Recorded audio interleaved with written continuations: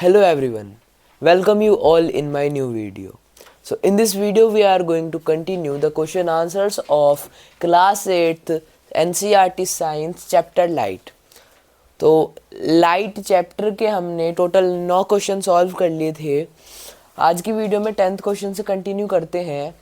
तो 10th question क्या कहता है, Gurmeet wanted to perform activity using a laser torch, यानी कि गुरमीत नाम की एक लड़की है, वो एक एक्टिविटी को परफॉर्म करना चाहती है लेज़र लाइट की मदद से।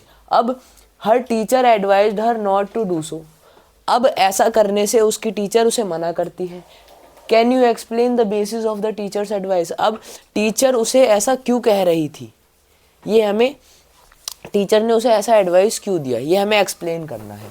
हम देखें तो आंसर पढ़ने से पहले लेज़र लाइट का इस्तेमाल कर रही थी गुरमीत। अब लेज़र लाइट जो है वो अगर किसी शाइनी ऑब्जेक्ट पर लगकर उसकी आंखों तक रिफ्लेक्ट हो जाए तो क्या होगा, हमें भी पता है। जो लेज़र लाइट की इंटेंसिटी है वो बहुत ज़्यादा हाई होती है, वो बहुत हार्मफुल रेज होती हैं। अब अगर वो उसकी आंखों में गई तो क्या होगा, या तो वो उसकी आंखों में कोई डिफेक्ट कर देंगे, या डिफेक्ट कर देंगी वो जो रेज होंगी, या फिर वो उसे परमानेंटली ब्लाइंड भी बना सकती हैं। तो आंसर देखें, टीचर हैज़ एडवाइज्ड गुरमीत, अरे यार गुरमीत आएगा यहाँ पर, Gurmeet not to do so because laser light is very harmful for our eyes. यानी कि गुरमीत की टीचर ने उसे ऐसा इसीलिए एडवाइस करा क्योंकि उन्हें पता था कि जो उन्हें पता है कि लेज़र लाइट जो है ना वो गुरमीत की आइज़ के लिए, यानी किसी की भी आइज़ के लिए बहुत ज़्यादा हार्मफुल है। And can cause a permanent defect in the eye. अब वो आई में क्या कर सकती है, परमानेंट डिफेक्ट कर सकती है, या जैसे कि किसी आदमी को मतलब धुंधला दिखने लग जाए लेज़र लाइट की वजह से। Person can even lose his or her eyesight if laser torch is directed over the eyes. यानी कि अगर वो जो लेज़र लाइट है ना वो डायरेक्टली आंखों पर पड़ गई तो वो उस किसी भी पर्सन को ब्लाइंड बना सकता है। यानी कि जो आईसाइट होती है, उसकी आंखों की रोशनी होती है, वो बिल्कुल ख़त्म करने का दम रखती है लेज़र लाइट। इसी वजह से जो गुरमीत की टीचर थी वो गुरमीत को लेज़र लाइट यूज़ करने से मना कर रही थी। तो अब बढ़ते हैं नेक्स्ट क्वेश्चन की तरफ। हमारा 11th क्वेश्चन क्या कहता है, explain how you can take care of your eyes. हम अपनी आंखों का ध्यान कैसे रख सकते हैं। सबसे पहला देखें, always seat straight while reading और राइटिंग। यानी कि जब भी हम रीडिंग या फिर राइटिंग कर रहे हों हमेशा हमें स्ट्रेट बैठकर ये काम करने चाहिए। सेकंड देखें, इफ़ एडवाइज्ड यूज़ सुटेबल स्पेक्सल्स। यानी कि अगर डॉक्टर ने आपको एडवाइस करा है कि भाई चश्मा पहनो तो आप अपनी आई साइट के हिसाब से स्पेक्सल्स को पहन सकते हैं। तीसरा देखें, wash your eyes with clean water frequently. अब आपको अपनी आँख को मतलब फ्रिक्वेंटली आपको अपनी आँख को धोते रहना है फ्रेश वाटर से। अब ऐसे तो नहीं है कि आप पानी में यहाँ पे पानी में साबुन डालें और आप आँखों में छुपके मार रहे हो, ऐसे नहीं करना है। आपको बिल्कुल क्लियर क्लीन वाटर लेना है और उससे आपको अपनी आँखों को धोना है, ठीक है।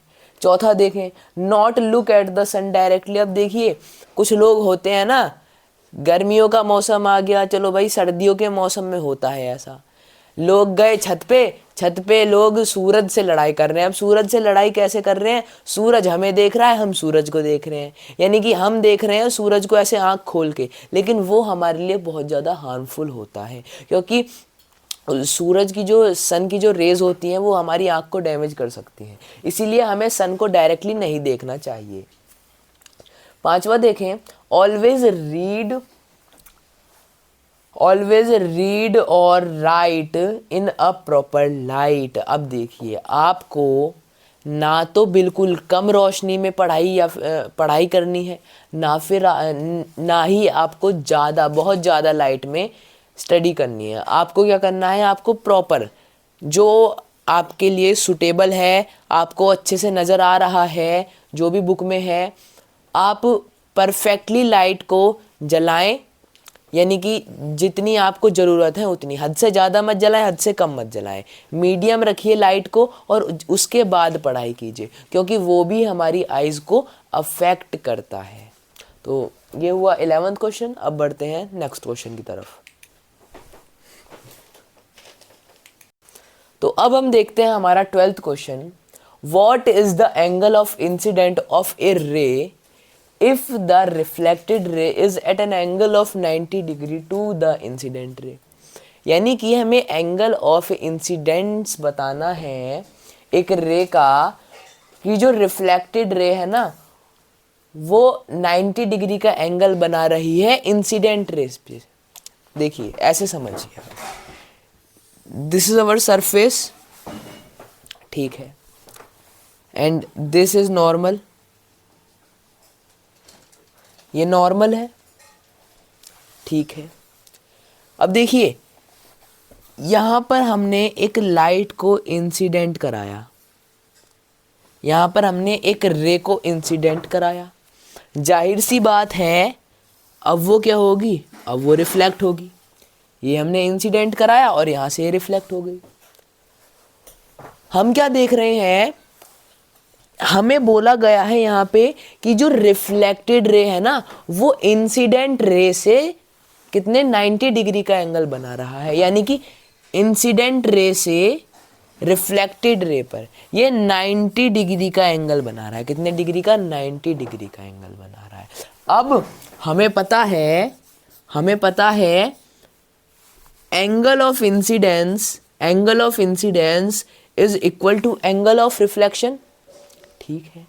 अब देखिए, अब हमें पता है ये वाला जो एंगल होगा और ये वाला जो एंगल होगा, ये दोनों एंगल इक्वल होंगे, बिल्कुल होंगे। तो हम क्या कह सकते हैं, ये वाला एंगल भी ये वाला एंगल भी, दोनों 90 के हाफ हाफ हो जाएंगे, यानी कि हमारा इंसिडेंट वाला एंगल भी 45 डिग्री का हो जाएगा और रिफ्लेक्शन वाला एंगल भी 45 डिग्री का हो जाएगा। देखिए अब हम इसे क्या कर सकते हैं, angle of incidence plus angle of reflection equals to 90 degree है, बिल्कुल है, क्योंकि एंगल ऑफ रिफ्लेक्शन और एंगल ऑफ इंसिडेंस दोनों सेम है। अब उन दोनों को प्लस करेंगे तभी तो दोनों को कंबाइन करके 90 डिग्री का एंगल बनेगा, तो हमने ये लिखा। अब देखिए जब हमें पता है कि एंगल ऑफ इंसिडेंस और एंगल ऑफ रिफ्लेक्शन इक्वल होते हैं, तो हम इस angle of incidence plus angle of reflection को angle of incidence plus angle of incidence लिख सकते हैं। क्यों लिखा मैंने ऐसा, क्योंकि एंगल ऑफ इंसिडेंस की जो वैल्यू है वही एंगल ऑफ रिफ्लेक्शन की है। अब हम यहाँ पर न्यूमेरिकल सॉल्व कर रहे हैं तो यहाँ पर भी सेम वैल्यू आएगी और यहाँ पर भी सेम वैल्यू आएगी, तो हमने यहाँ पर angle of incidence plus angle of incidence equals to 90 degree कर दिया, बिल्कुल सही करा। चलिए ठीक है, आगे देखें, इन दोनों को प्लस करेंगे तो 2 angle incidence equals to 90 degree आ जाएगा, ठीक है। अब angle of incidence equals to 2 transpose होके यहाँ पर 90 डिग्री के नीचे आ जाएगा। अब 90 को 2 से काट दिया, हमारे पास आया 45, तो एंगल ऑफ इंसिडेंस कितना हुआ, एंगल ऑफ इंसिडेंस हुआ 45 डिग्री का। बड़ा आसान सवाल था, लेकिन कंफ्यूज हो सकते हैं आप, एग्जाम्स में भी आता है, तो आपको ध्यान रखना है। यहाँ पर हम क्या देखते हैं,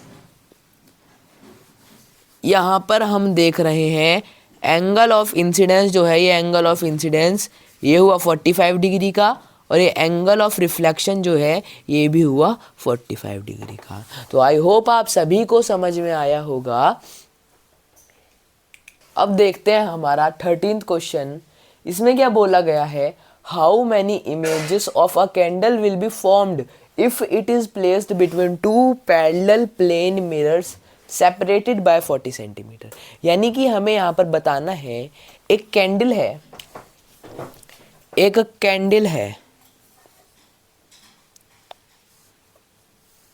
ये एक कैंडल है। अब ये 2 पैरेलल प्लेन मिरर्स के बीच में है, ठीक है। इसे हमने 2 पैरेलल प्लेन मिरर्स के बीच में रख दिया, ये भी प्लेन मिरर है और ये भी प्लेन मिरर है। अब क्या बोला गया है कि ये जो मिरर्स है ना, इनके बीच का डिस्टेंस कितना है? इनके बीच का डिस्टेंस है 40 सेंटीमीटर्स का, 40 सेंटीमीटर्स का। अब हमसे क्या बोला गया कि भाई हमें बताओ तुम, ये जो कैंडल होगी ना, इसकी इन मिरर्स में कितनी इमेजेस बनेंगी। देखिए, ये आपको हमारे टॉपिक मल्टीपल रिफ्लेक्शन का लग रहा होगा, उसी का ये सवाल उसी का है। मैंने आपको ऐसे भी समझाया था, जब आप बार्बर की शॉप पर जाते हैं तो वहाँ पर भी ऐसे दो पैरेलल प्लेन मिरर्स लगे होते हैं और यहाँ पर आप बैठे होते हैं, ऐसे आप बैठे होते हैं। अब आप क्या देखते हैं, भाई साहब इतनी सारी इमेजेस बन रही हैं, आगे सामने वाले में ही आप देखते हैं इतनी सारी इमेजेस बन रही हैं, आप तो गिन भी नहीं पा रहे हैं, इतनी ज़्यादा इमेजेस बन गई हैं। किसकी वजह से बनी? मल्टीपल रिफ्लेक्शन की वजह से बनी। तो हम यहाँ पर गिन नहीं सकते, इतनी ज़्यादा इमेजेस बनेंगी। तो इसका सिंपल सी बात क्या निकलती है, जब हम इमेजेस को गिन नहीं सकते, कितनी इमेजेस फॉर्म होंगी, मतलब बहुत सारी इमेजेस फॉर्म हो रही है ना, तो उसे हमने नाम दे देंगे इनफाइनाइट, यानी कि इनफाइनाइट इमेजेस फॉर्म होंगी। क्योंकि भाई रिफ्लेक्शन तो चलती रहेगी, ये यहाँ पर आई, ये यहाँ पर आई, फिर स्ट्रेट लाइन में जब भाई देखो ऐसे पैरेलल है तो किसी चीज़ की रिफ्लेक्शन तो ऐसे स्ट्रेट लाइन में ही चलेगी ना। अब वो इनफाइनाइट ही होगी, क्योंकि हमें तो पता नहीं कि भाई कब जाके रुक जाए, कितनी इमेजेस बनेंगी। सो इस वजह से हमारा आंसर क्या हो जाएगा? Our answer is the number of images formed is infinite। तो ये हो जाएगा हमारा 13th क्वेश्चन का आंसर। तो आज की वीडियो में इतना ही। अगर आपको हमारी आज की वीडियो से कुछ सीखने को मिला हो तो वीडियो को करिएगा लाइक, चैनल को सब्सक्राइब करें और ज़्यादा से ज़्यादा लोगों को शेयर करें। हम क्वेश्चन आंसर्स को अगली वीडियो में कंटिन्यू करेंगे और कंप्लीट भी कर ही लेंगे। सो मैं मिलता हूँ आपको नेक्स्ट वीडियो में। Till then bye bye and जय हिंद।